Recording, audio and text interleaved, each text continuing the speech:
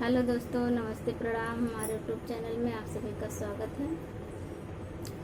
हम लेके आए एक देवी मैया का पचरा गीत अच्छा लगेगा तो लाइक करना, सब्सक्राइब करना और कमेंट में ज़रूर बताना गीत कैसा है। तो चलिए, हम ये गीत है देवी मैया के विदाई की गीत। तो चलिए हम ये गीत को सुनाते हैं। छोटा सा गीत है, प्यारा सा। तो चलिए हम गीत को सुनाते हैं। गीत अच्छा लगेगा तो लाइक करना, सब्सक्राइब करना और कमेंट में ज़रूर बताना गीत कैसा है। नव दिन रहलु मैया हमरे भवनवा है कि कैसे करबना, है कि कैसे करबना। मैया तो हरी विदैया है कि कैसे करबना। मैया तो हरी विदैया है कि कैसे करबना। नव दिन रहलु मैया हमरे भवनवा है कि कैसे करबना, है कि कैसे करबना। मैया तो हरी विदैया है कि कैसे करबना। मैया तो हरी विदैया है कि कैसे करबना। नव दिन रखलु मैया चरा की छैया है कि माई जैसे ना, है कि माई जैसे ना। दिहलु बेटी के दुलरवा है कि माई जैसे ना। दिहलु बेटी के दुलरवा है कि माई जैसे ना।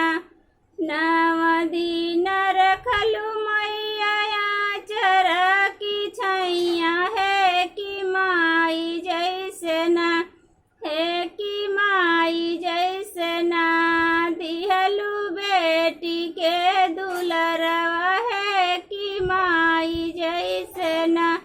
दिहलु बेटी के दुलरवा है कि माई जैसे ना। नव दिन रहलु मैया हमरे भवनवा है कि कैसे करबना, है कि कैसे करबना। मैया तो हरी विदैया है कि कैसे करबना। मैया तो हरी विदैया है कि कैसे करबना। मैया तो हरी विदैया है कि कैसे करबना।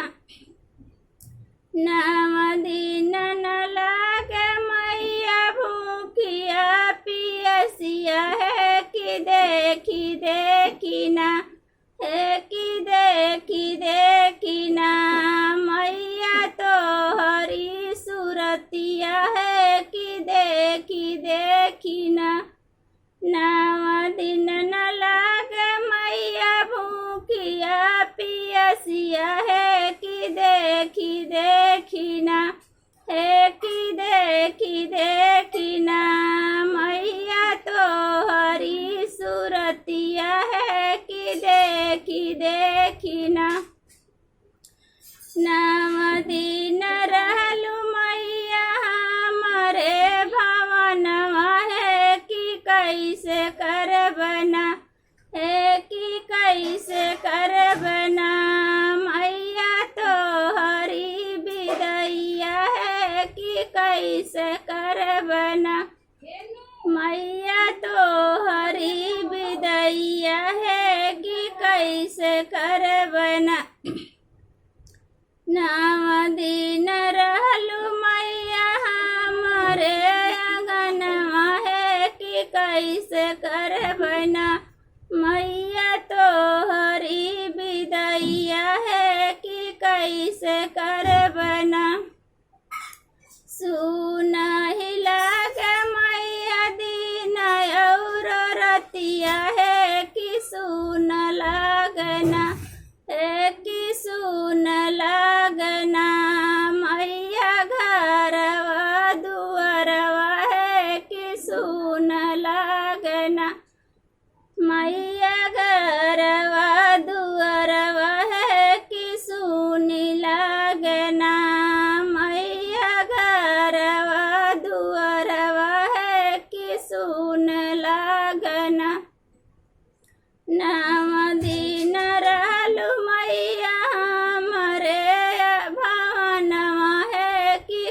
कैसे कर बना, हे कि कैसे कर बना।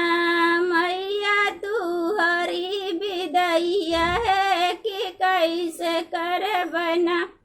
मैया तो हरी विदैया है कि कैसे कर बना।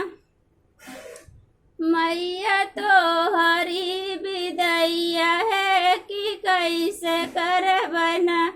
कवन कसूरवा जब भइले ही हमसे है कि छोड़ी चलू ना। मैया हमारी भवनवा है कि छोड़ी चलू ना। मैया हमारी भवनवा है कि छोड़ी चलू ना। दिहलू बेटी के आशीषवा है कि छोड़ी चलू ना। नव दिन रहलू मैया हमारे भवनवा है कि कैसे कर बना। मैया तू हरी विदैया है कि कैसे कर बना। तो हेलो दोस्तों, ये देवी मैया का विदाई गीत कैसा लगेगा कमेंट में आप सब जरूर बताइएगा।